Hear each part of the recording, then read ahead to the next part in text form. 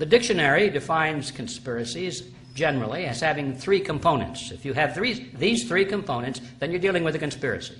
He said that the goal of this secret society was, and I quote, nothing less than to create a world system of financial control in private hands, able to dominate the political systems of each country and the economy of the world as a whole. بسم الله الرحمن الرحيم. الحمد لله والصلاة والسلام على رسول الله. الإخوة والأخوات المتابعين، السلام عليكم ورحمة الله وبركاته، وأهلا ومرحبا بكم في هذا الوثائقي المهم جدا. اليوم موعدنا إن شاء الله مع محاضرة مهمة جدا جدا، هي ملخص للتاريخ الحديث، تاريخ آخر 130 سنة، وهي وجبة دسمة تغنيك عن قراءة كتب كثيرة وتشرح لك أوضاع تخفى على أكثرنا، ولا غنى لأي عامل في الشأن العام والسياسة عن معرفة محتوى هذه المحاضرة النادرة من مثل هذا الخبير جي إدوارد جريفن. من هو جي إدوارد جريفن؟ هو أحد أهم الباحثين والناشطين والمؤلفين وصانعي الأفلام الوثائقية. قضى حياته في البحث والتأليف والنشاط السياسي والاجتماعي.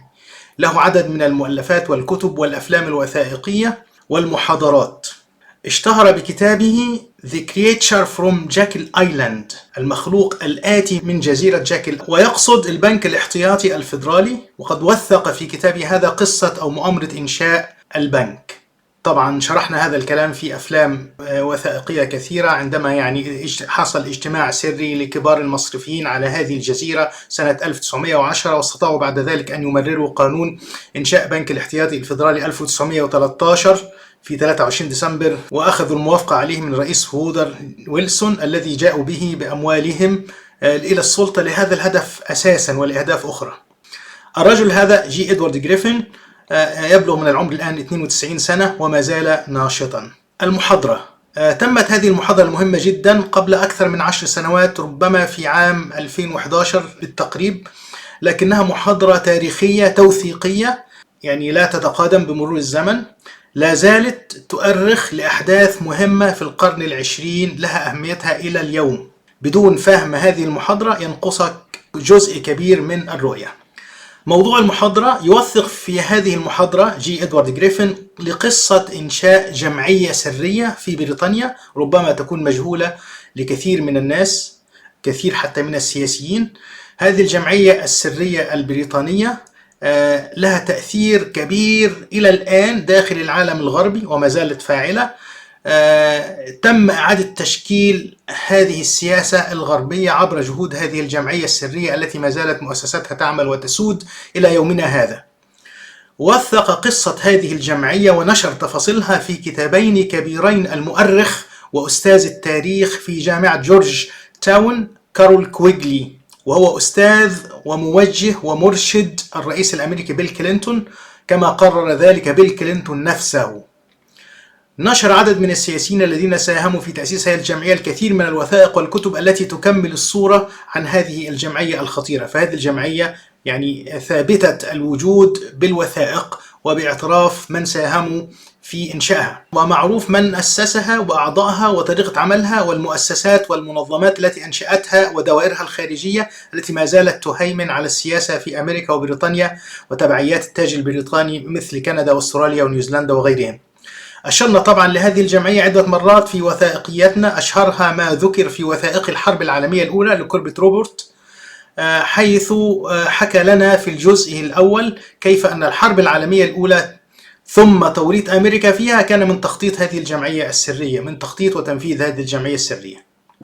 ما المعلومات المهمة في هذه المحاضرة؟ تغطي المحاضرة بجانب الجمعية السرية وهيكلتها، تغطي موضوعات مهمة أخرى مثل حقيقة الديمقراطية في العالم الغربي خاصة في أمريكا وكيف تعمل ولصالح من، نظرية المؤامرة، ما هي نظرية المؤامرة، تعريف المؤامرة ومتى يوصف أي حدث بأنه مؤامرة، السياسات في العالم الغربي، ثم وفي نهاية هذه المحاضرة يتحدث جي إدوارد جريفن عن الحل لمواجهة هذه المؤامرة.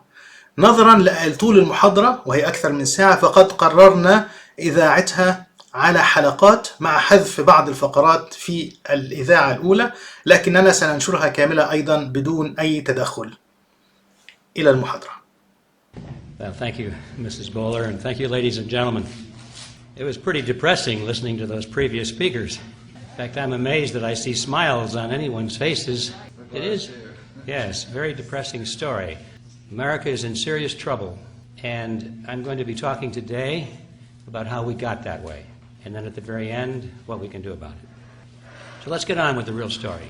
So you know right away this was an American school, because it's true, isn't it, that all of us, certainly myself included, have been taught from a very early age that we live in a democracy. It's one of those words that we need to get very serious about defining, but get this general impression that democracy means a majority rule, and that's wonderful. So the majority should decide everything, and the more serious the issue, then the more need there is to have the majority, express its view.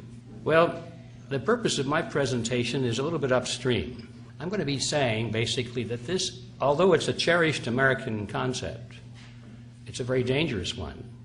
If you don't think it through and don't put limitations on it, it's a very dangerous concept.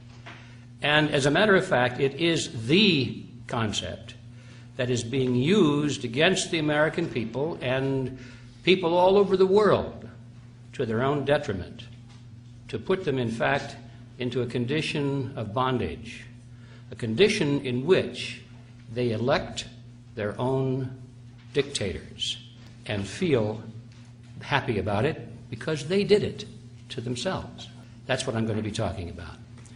Now, as you probably know, the title of this presentation is called the Quigley Formula. So let's take a look at that.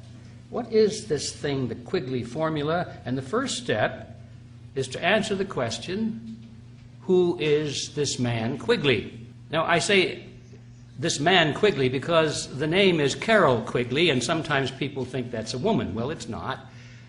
It's Carroll Quigley that we're talking about, who he's deceased now, but he was a very well-known professor of history who taught at Georgetown University. And while he was there, he had a very famous student by the name of William Clinton. And Clinton studied under Quigley and became a favored student and spent some personal time with him and admired Quigley. 27 years later, when this student was given the nomination for President of the United States, in his acceptance speech, he mentioned Professor Carroll Quigley in his speech and paid homage to him.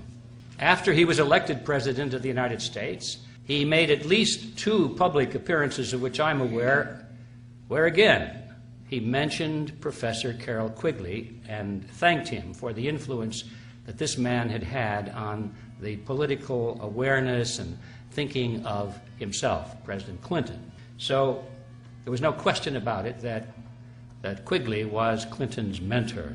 Now, why is this significant? It's significant because Professor Quigley taught the conspiratorial view of history as explained by the conspirators themselves. Quigley was very close to a secret society. In fact, he had been invited, he said in his own works, he had been invited into its inner circle and given the privilege of examining the society's private papers. He was considered to be the official historian of this secret society, and he admired it. He thought it was wonderful. He felt privileged to be close to it and to its documents. And he wrote a couple of books about this, as a matter of fact. And he said the only point of disagreement that he had with this secret organization was that it wished to remain hidden from view. He felt that by now, with all these years of success and movement, it was time to come forward and to boast about what it had accomplished and to proclaim openly what its goals were. So Quigley was the historian of a secret society. Now, that means, therefore, that when President Clinton gave homage to Professor Quigley, his comments had 2 meanings. To the average person who did not know who Quigley was or what position he held or what he had written about, they thought, oh, well, isn't that nice? Here's Bill Clinton giving homage to some nice old professor that had an influence on his collegiate days. How nice. But to those who knew who Quigley was and what his position was and what he wrote about and what he advocated, and we'll be talking a lot about that today, then they understood there was another message, a hidden message. Clinton was saying he knew about this conspiracy, and he was now in its service. That was a signal to everyone around the world who understood what the real meaning was. They knew that Clinton now was in the service of this secret society that we'll be talking about today. Now, I've mentioned the word conspiracy before. I'll probably be using it again several times today, and that causes some concern for a lot of people because it's kind of a knee-jerk reaction for people to say, oh, you believe in conspiracy? What are you, a conspiracy theorist of some kind? Well, I'm certainly not a conspiracy theorist. When people take that position, I have to laugh because I feel sorry for them. They've obviously never read a history book. Because anyone who knows anything about history knows that it's built on conspiracies from one end to the other. Conspiracy is the engine of history. Every major event in history, when you examine it, has come to pass largely as a result of at least one, and in many cases, many conspiracies. And it goes on today. These people have never sat in a courtroom and listened to lawyers try men and corporations on the charge of conspiracies. Conspiracies in corporations, conspiracies in families, conspiracies from top to bottom. Conspiracies are a fact of life. And for anybody to say that conspiracies are absurd and that anyone who thinks that conspiracies are real is a conspiracy theorist has a real problem. I do not have this problem. I know the conspiracies are real, and we'll be talking about a very real conspiracy today, and we'll document it with the words of the people themselves who are involved in it, and they're very proud of it. But let's not drop the word with that. What is a conspiracy? The dictionary defines conspiracies generally as having three components. If you have these three components, then you're dealing with a conspiracy. First, it has to involve two or more people.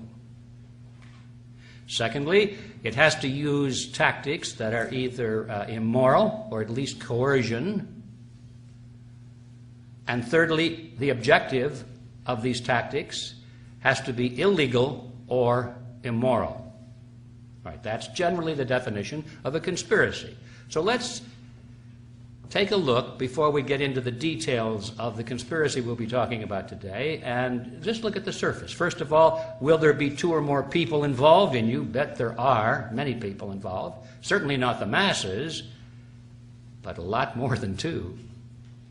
So we can check that one off. The second part is, do they use deception or coercion? And yes, indeed, they boast about it, as a matter of fact, saying that the masses are so stupid that you have to fool them for their own good. And you have to pass laws to use coercion in order to force people to do what they want. So yes, you can check that one off. They do use deception and coercion. But now we come to the third issue. Is the objective illegal or immoral? Well, it's certainly not illegal in most cases because we'll find out in a moment, as you folks already know, these are the people that make the laws. So what they're doing is entirely legal because they made it legal. They hold the powers of political power, legislative power, executive power, judicial power. And so what they're doing is not illegal. If they're going to merge, let's say, merge the United States, or let's say get rid of the United States and merge what is left of it with Mexico and Canada in a North American Union, for example, of just one of many things we could talk about, it will be done entirely legally. It will be done with no objection from Congress. The courts will uphold it, and they'll figure out all kinds of ways to justify it as a legal move. So it's not illegal in most cases, although sometimes they do resort to illegal measures, but that's very rare. That leaves finally the last issue. Is it immoral or unethical? Now, in the minds of these people, it is the highest morality. They think that their goal is the highest morality possible. They are working towards what they fondly call the New World Order. In their minds, that is the ultimate morality. And it's people like you and me who are the immoral ones, the idiots that think that national sovereignty has some kind of value in this modern world. We are the ones standing in the way of progress. We are the ones standing in the way of the happiness of mankind. We are the ones that are for all kinds of injustice. We are the ones that are immoral, you see. So in their minds, they're very moral in everything they do. And the end justifies the means. If they have to sacrifice individuals or minorities or large numbers of people to achieve this wonderful goal, it's an act of honor. It's an act of high ethics. So in their mind, they are not conspirators, because we fail to have all three of these elements. They are not conspirators in their mind. But now in the minds of the rest of us who have to live in this order that they are forcing upon us through coercion and deception, I think we have every reason to consider that the objective is unethical and is immoral and is disastrous to the American people and to people everywhere in the world. So I think for us to use the word conspiracy is entirely justified. Now, having gotten that out of the way, let's get down to the substance of what this conspiracy really is. Professor Quigley described this conspiracy in two books. One is called Tragedy and Hope, and the other is The Anglo-American Establishment. Tragedy and Hope in particular is a very thick book. They're both history books. They're written by a history professor. They're both pretty dry. They're hard to read. You get a lot of dull, factual information, names, dates, places, events, and so forth, and it's easy to go to sleep reading these books. But then all of a sudden, you'll come across a paragraph or a sentence that'll just blow your socks off.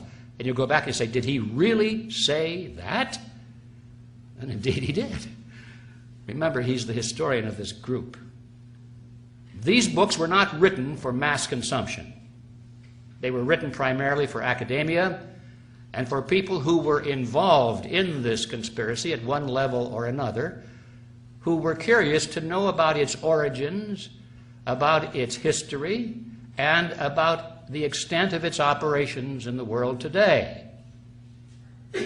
It was written for that very select group, and it was only accidental that people like myself and some others got hold of copies of it and began to talk about it, and the word got out, and first thing you know, a lot of people who weren't intended to read it started to read it and become alarmed about it, and so the publisher, which was Macmillan and Company, pulled it. Well, anyway, you can buy a copy of it today, either the pirated version, which I think is more valuable because it's more limited edition, or you can buy the original thing from Macmillan.